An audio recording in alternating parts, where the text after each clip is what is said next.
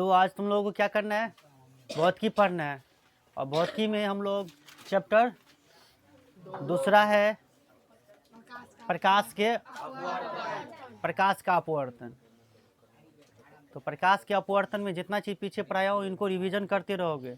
आज का टॉपिक हम लेकर आए हैं प्रकाश के अपवर्तन के नियम। प्रकाश के अपवर्तन के नियम। और इस बार एग्जाम में 2024 में भी ये क्वेश्चन आ चुका है। प्रकाश के अपवर्तन के, जैसे प्रकाश के परावर्तन के 2 नियम नहीं था, वैसे प्रकाश के अपवर्तन के भी कितने नियम है? 2 नियम है।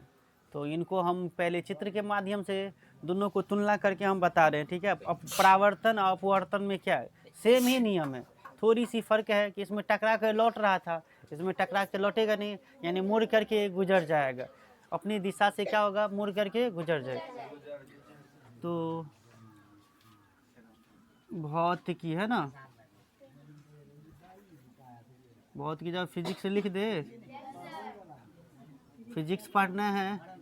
और फिजिक्स में हम लोग प्रकाश का अपवर्तन पढ़ रहे हैं। प्रकाश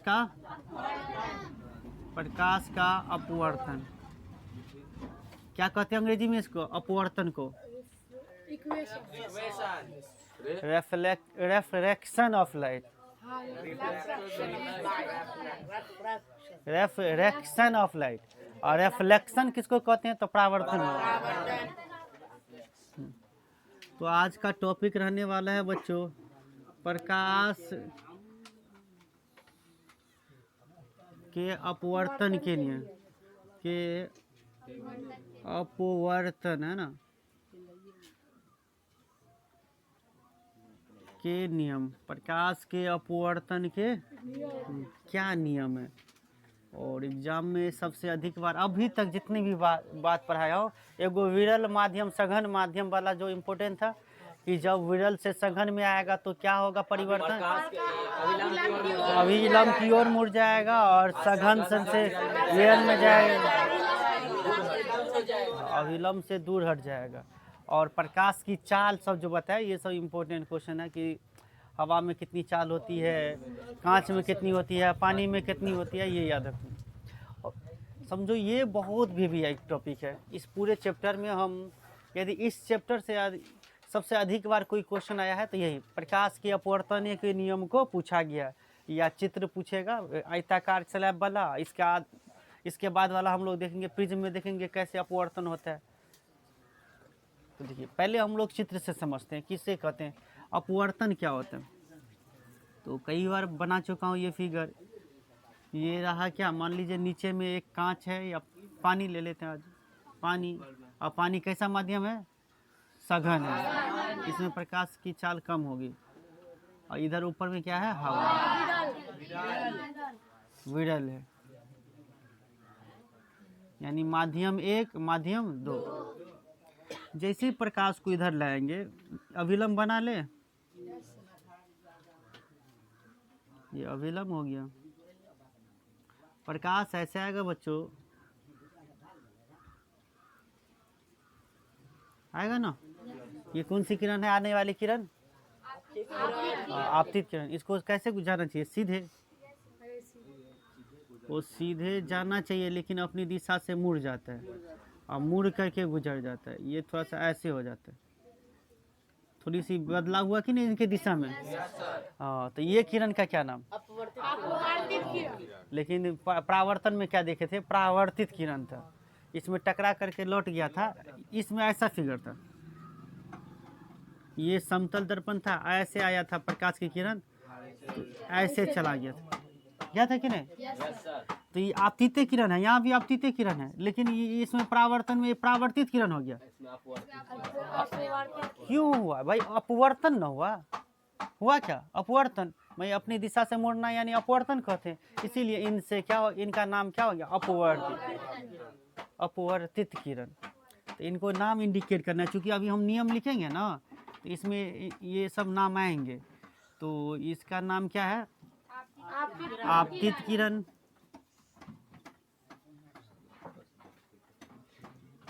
ये वाला का अपवर्तित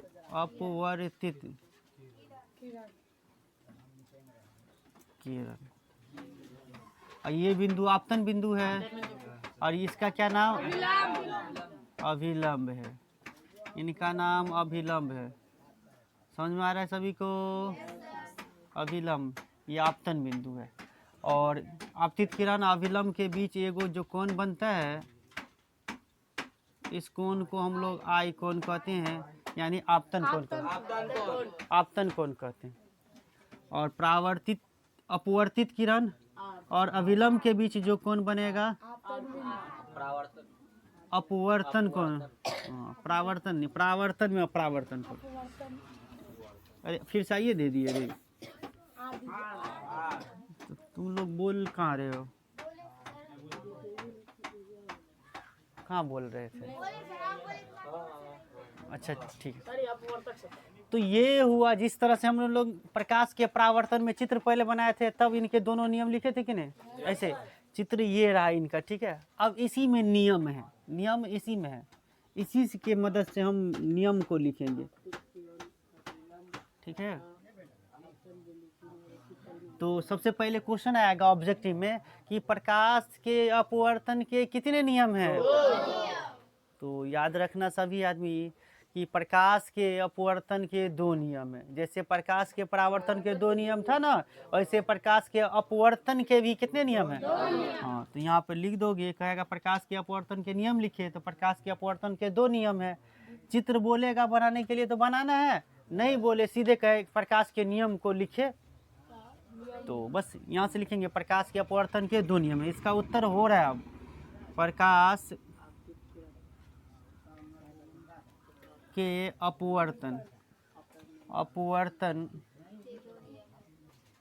अपवर्तन के 2 नियम है। कितने नियम हैं? 2 नियम है। कौन सा नियम है? तो इस चित्र ही में है ये दोनों नियम। बस ये तुम सोचते हो कि नहीं ऐसे चित्र को देख करके। प्रकाश के अपवर्तन के 2 नियम है। तो मैं पहला नियम लिख रहा हूँ।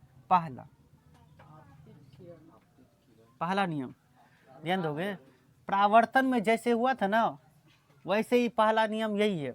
यहाँ पे खाली दर्पण था, यहाँ पे केवल क्या आ गया? माध्यम हो गया। ये दर्पण था, ये परावर्तक सतह था, ये अपवर्तक सतह है, अपवर्तक सतह। तो तुम क्या लिखा था, एक बार मैं चर्चा कर देता हूँ। यहाँ पे यही से था, ये आपतित किरण, परावर्तित किरण और आपतन बिंदु पर डाला गया अभिलंब, तीनों यही चीज है, कुछ नहीं। आपतित किरण यहाँ पे केवल इनका नाम क्या हो गया? अपवर्तित एगो आ गया। सेम है कि नहीं? एक नाम आ गया क्या? अपवर्तित। तो इसका पहला नियम हो जाएगा आपतित किरण, अपवर्तित किरण और आपतन बिंदु पर डाला गया अभिलंब, तीनों एक ही समतल में होते हैं। बहुत इसके पहले नियम को बहुत ढंग से बोला जा सकता है, ठीक है। आप ऐसे भी बोल सकते हो याद रखने के लिए, जल्दी याद रखने के लिए, या नहीं तो ऐसे बोल सकते हो आपतित किरण, अपवर्तित किरण और 2 माध्यमों को अलग करने वाले सतह पर अभिलंब पर आपतन, गलती हो गया, आपतित किरण, अपवर्तित किरण और 2 माध्यमों को अलग करने वाले आपतन बिंदु पर खींचा गया अभिलंब। 2 माध्यम को अलग कर रहा है ना, तो इसको बोलना है ये 2 माध्यमों को के सतह पर सतह के आपतन बिंदु पर खींचा गया अभिलंब, तीनों एक ही तल में होते हैं।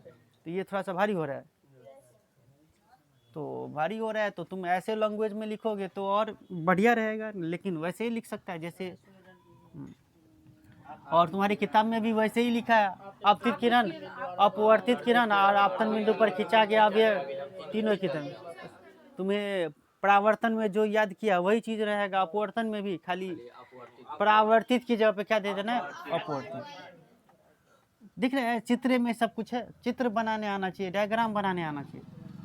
वो चुट्टा गधा होगा वो विद्यार्थी इसको रटेगा, वही रटने वाली चीज है वो, समझिए, खुद से कीजिए। एक ही तल का मतलब एक ही जगह स्थित है, सब एक ही समतल में स्थित है, समझ गए? तो लिख रहा हूँ मैं अब प्रकाश के अपवर्तन के पहले नियम को। तो पहला नियम है आपतित किरण, आपतित किरण, कमा दे करके नहीं, अपवर्तित किरण, अपवर्तित किरण, अपवर्तित किरण, अपवर्तित किरण तथा, या और ले लीजिए आपतन। तुम लोगों को यही याद रहेगा तो यही लिख देता हूँ आपतन, आपतन बिंदु पर खींचा गया विलंब, खींचा गया अभिलंब एक समतल तीनों एक ही समतल में होता है या सभी एक ही समतल में होता है? तीनों एक ही, तीनों एक ही तल में होता है।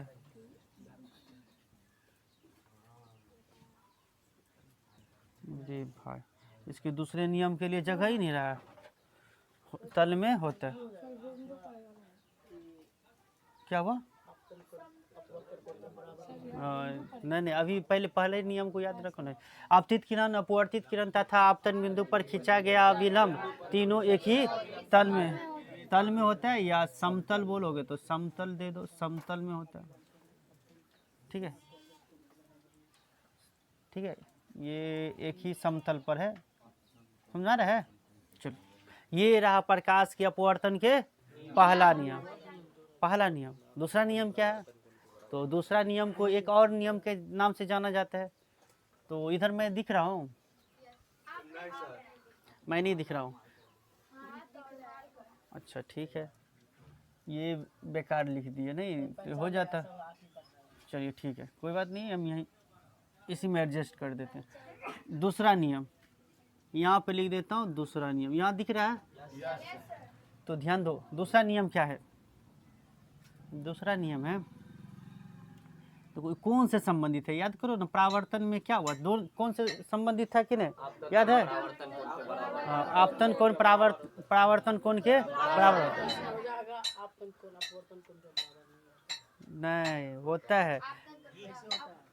देखिए, ये है आपतन कोण, ये है अपवर्तन कोण। यहाँ पे अपवर्तन, दर्पण में परावर्तन, यहाँ अपवर्तन देखेंगे। तो इसके दूसरे नियम हो जाएगा, आपतन कोण। देखिए यहाँ पे आगे लिखेंगे हम आपतन कोण, तन नहीं हुआ,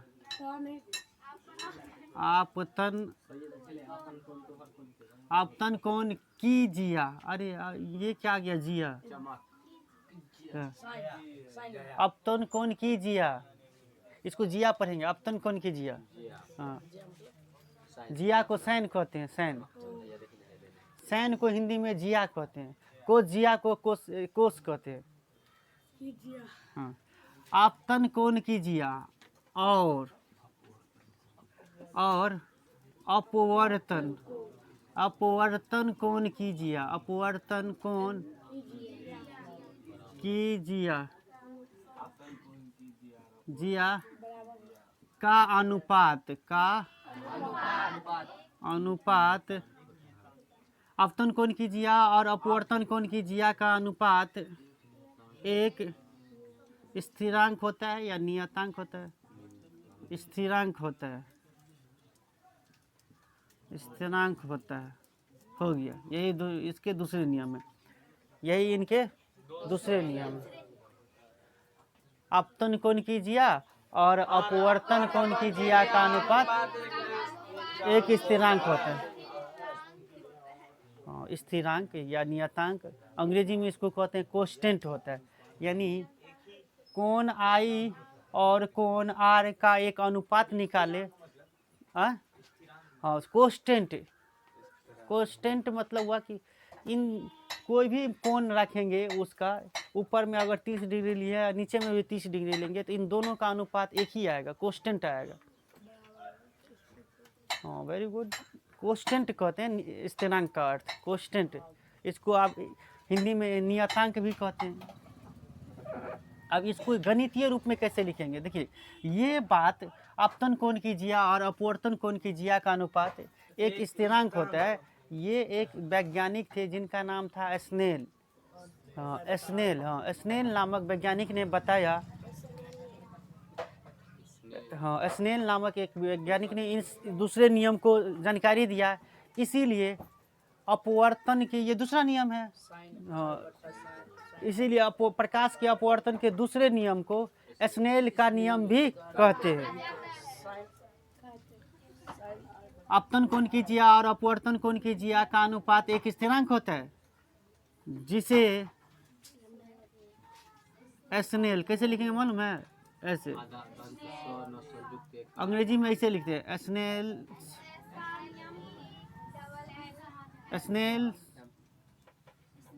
स्नेल ऐसे लिखेंगे, ठीक है। स्नेल का नियम कहा जाता है। स्नेल का, मैं ऐसे लिख देता हूँ, स्नेल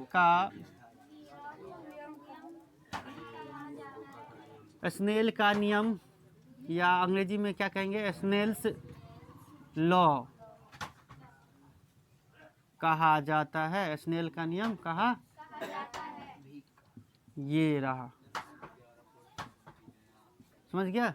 और अब क्या लिखल है? अपतन कोण की जिया और अपवर्तन कोण की जिया का अनुपात एक स्थिरांक होता है, जिसे स्नेल का नियम कहा जाता है।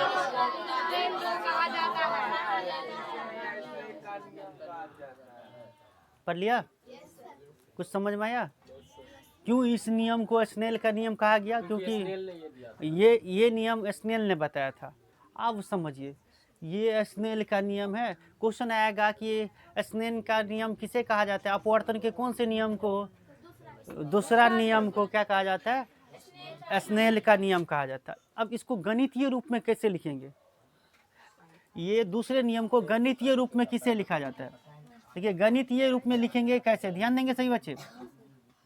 अपतन कोण को तो आई से और अपवर्तन कोण को आर से।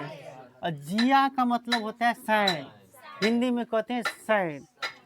तो साइन आई क्या हो जाएगा? साइन आई बट्टा साइन आर, है ना? साइन आई बट्टा साइन आर। अनुपात का मतलब यही होता है, अनुपात। एक नियतांक आएगा, एक नियतांक या एक स्थिरांक आएगा, एक स्थिरांक, है ना, स्थिरांक। और इसको स्थिरांक को कैसे डिनोट करते हैं मालूम है? कैसे? एन से। साइन आई बट्टा साइन आर बराबर एन, ये याद रखोगे। एन भी कहा जाता है, या इसे म्यू से भी दर्शाया जाता है। म्यू से भी, ऐसे म्यू होता है, थोड़ा सा ऐसे। तो क्वेश्चन आएगा निम्नलिखित में कौन स्नेल के नियम है? तो इस ऑप्शन के साथ जाओगे।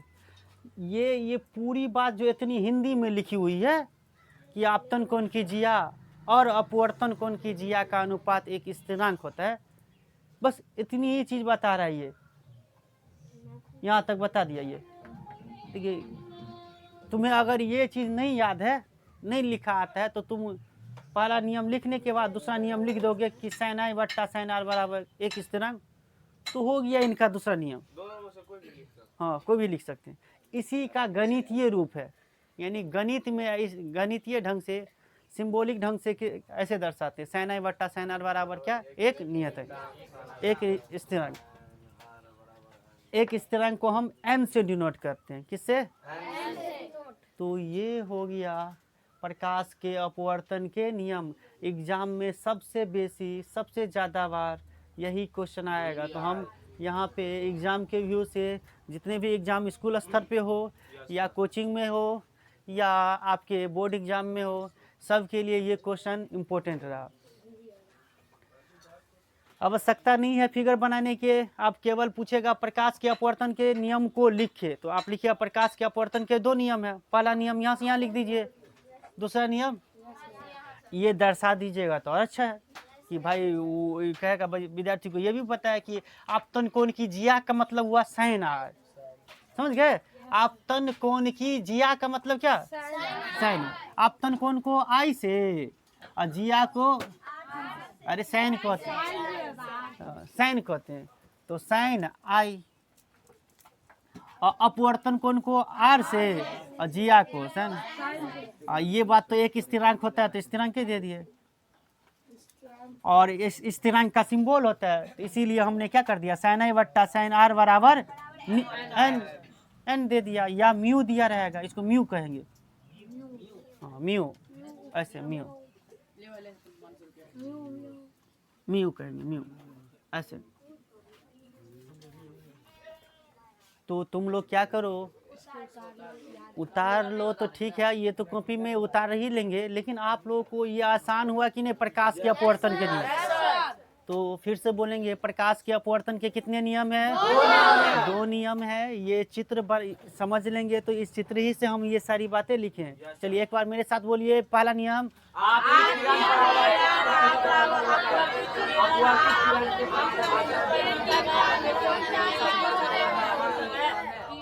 दूसरा नियम,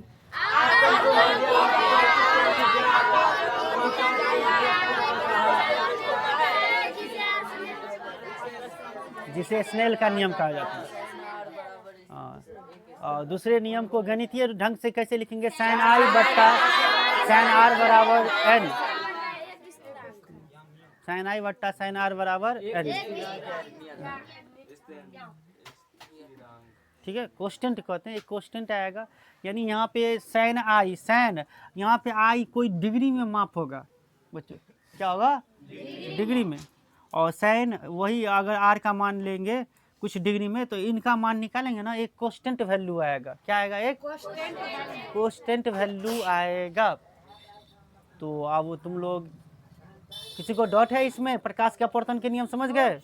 तो अगला टॉपिक है अपवर्तनांक किसे कहते हैं, अपवर्तनांक कितने प्रकार के होते हैं, कांच में कांच का अपवर्तनांक कितना होता है, पानी का अपवर्तनांक कितना होता है, हीरा का अपवर्तनांक कितना होता है।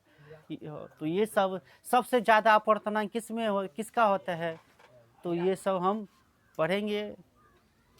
देखते हैं समय रहता है तो आज ही हम बता देते हैं, नहीं गणित पढ़ोगे तो तुम लोगों को आज ही बता देंगे। इसको वैसे नोट कर लो, याद रखने के लिए तो इनको नोट करने होंगे, नोट कर लो।